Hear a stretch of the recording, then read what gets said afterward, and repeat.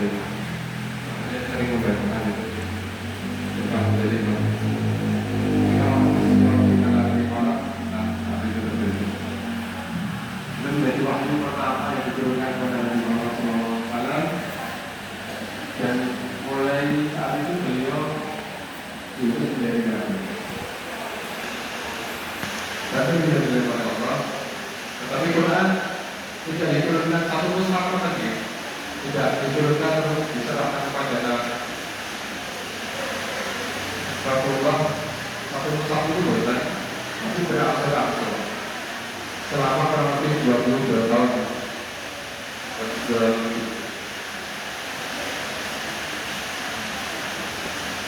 Wonten kita Quran menika wonten ada jumlahnya 114 surat.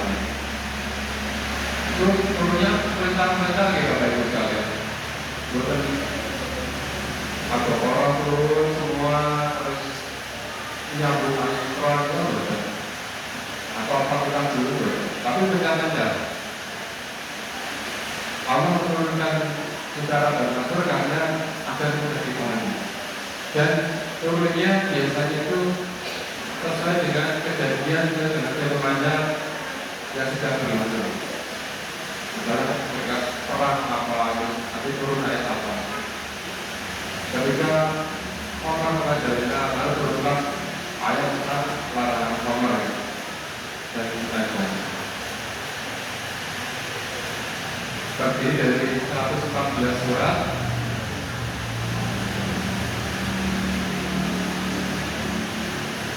Terdiri dari 6.236 ayat.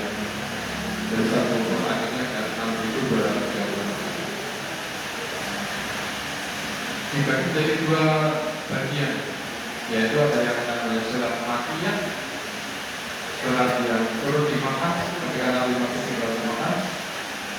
Lalu ada surat Madaniyah, surat yang ketika Nabi sudah hijrah ke Madinah. Kalau diumumkan jumlah kata-katanya menurut ensiklopedia saya baca ini ada sekitar 74.430 kata. Cukup banyak. Kalau dari hurufnya ada 325.345 huruf. Tetapi ajaibnya Al-Quran karena ini adalah suatu mukjizat dari Allah. Al-Quran itu bisa dihafalkan oleh hampir semua kalangan. Ada yang sudah baru 3 tahun 4 tahun sudah hafal Quran. Ada siswa-siswa yang 60 tahun mulai menghafal Quran dan bisa hafal juga ada. Karena Al-Quran adalah mukjizat dari Allah. Saya belum pernah dengar ada umat agama lain yang hafal kitab suci. Belum pernah baca atau belum pernah dengar. Tetapi umat Islam itu agama Islam luar biasa. Al-Quran dihafalkan oleh ribuan bahkan ratusan ribu hadis luar biasa. Lalu dia bilang apa? Al-Quran dibagi menjadi 30 juz. Satu sampai 30 untuk memudahkan, biasanya memudahkan kita dalam membacanya tiap hari. Dan kedua, dan mempermudah untuk menghafal juga. Hafalnya biasanya terjus. Satu juz terdiri dari 10 lembar. Jadi kalau para ulama menyampaikan dan para sahabat juga membiasakan minimal Muslim itu idealnya 1 bulan itu hafal. 1 bulan hafal. 1 hari 1 juz. Untuk mempermudah 1 juz itu ada 10 lembar gitu. Setiap sekolah kita baca 2 lembar Bapak Ibu. Jangan sampai orang kita terbungkus rapi seperti ini. Ini ada di masjid-masjid, ini ada sebabnya. Tapi jangan sampai orang kita di rumah masih plastikan awet gitu. Itu malah kurang berguna gitu. Jadi segera dibuka plastiknya, segera kita buka lembarannya, segera kita baca kita. kalau kita mau baca. Dan bulan Ramadan ini membuktikan bahwa sahabat bahwa target itu 1 bulan khatam itu seharusnya juga bisa kita aplikasikan di luar bulan Ramadan. Ramadan ini memang kita banyak penyemangatnya ya, banyak teman-temannya, banyak orang temannya. Nah nanti di luar Ramadan, kalau kita kondisikan supaya kita bersemangat untuk pada satu hari, satu juz itu dibagi satu sholat membaca 2 lembar, kali 5 kali sholat wajib sudah 10 lembar, itu satu juz sholat. Tapi kalau ada yang walaupun saya motor soalnya kan dari maghrib itu baru subuh, ini motor baru subuh 5 lembar, baru maghrib 5 lembar, sama nanti namanya satu juz dan sebagainya. Kita paksakan, kalau nggak kita paksakan tidak akan pernah bisa Bapak sekali. Ibadah itu kalau nggak dipaksakan, setan itu luar biasa.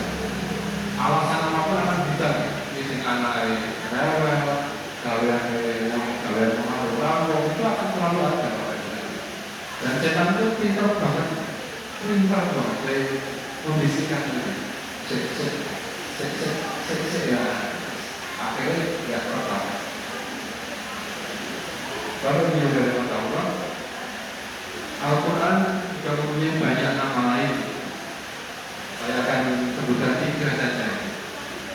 Yang pertama Al-Huda. Nama lain Al-Quran Al-Huda, supaya petunjuk Bapak Ibu sekalian.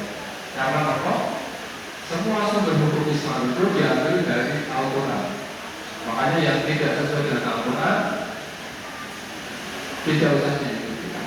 Dan sesuai dengan Al-Quran dengan hadis tidak usah diikuti. Maka kita akan mendapatkan petunjuk dari Allah. Ini bulan-bulan sekolah hal lain yang lagi diajarkan Al-Quran, yang tidak diajarkan Rasulullah. Terus ini nanti hidup kita itu enggak lurus, enggak ada petunjuk dari Allah SWT. Dan insya Allah kalau kita tiap hari berinteraksi dengan Al-Quran, Allah akan memberi petunjuk pada kita. Yang kedua namanya Al-Quran juga adalah Al-Furqan Bapak Ibu sekalian. Al-Furqan itu Allah memberikan kita pembeda. Kita bisa membedakan antara yang hak dan yang batil. Contoh misalkan tadi sore ada nasab Allahu Akbar, seorang muslim yang sudah ada Furqan dalam hatinya, sudah ada huda dalam hatinya, azan itu suatu petunjuk, wah ini aku harus jamaah ke masjid. Oleh itu lebih utama di rumah. Atau bapak-bapak yang sehat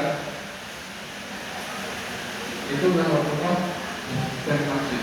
Bahkan ada sahabat yang bertanya, tetapi saya buta ya Rasulullah. Iya, banyak baca Al-Quran. Tapi kamu mendengar, iya Rasulullah, kamu wajib ke masjid.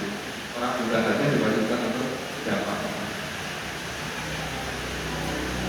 Semoga nanti kalau kita sering berinteraksi dengan Al-Quran, kita menjadi ahli Quran, kita akan mendapatkan Buddha, petunjuk dan Furqan dalam hati kita.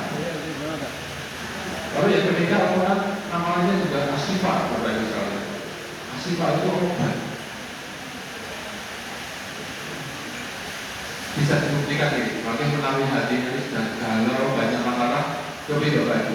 Ambil wudu, ambil mushaf, duduk yang tegak, kalau bisa menutup aurat, baca Quran, baca artinya, insya Allah nanti akan timbul ketenangan, akan ada obat dari Allah Subhanahu Wa Taala. Walaupun nanti kita nggak tahu artinya yang apa yang kita baca, tapi Allah itu akan mengirimkan sinyal-sinyal ketenangan dalam hati kita setelah kita membaca Quran.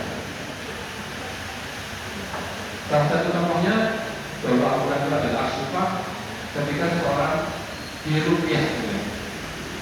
Ada beberapa ruqyah yang kondang, ini ada Ustaz Muhammad Faizal, lulusan doktor ini luar biasa.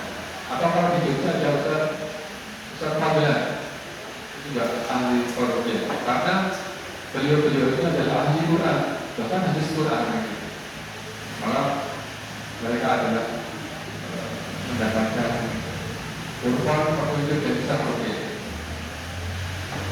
yang dirahmati Allah. Lalu kewajiban kita terhadap Al-Quran dan apa? Ada 4 yang akan saya sampaikan. Itu banyak.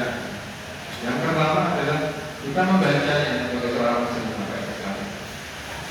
Dibaca, tapi idealnya seorang muslim satu hari di satu juz. Benar nggak? Yakin itu kalau kita lihatin nggak susah satu juz. Kalau kita lihatin, apalagi kita tanamkan kecintaan kita terhadap Al-Quran, maka satu hari satu juz itu adalah hal yang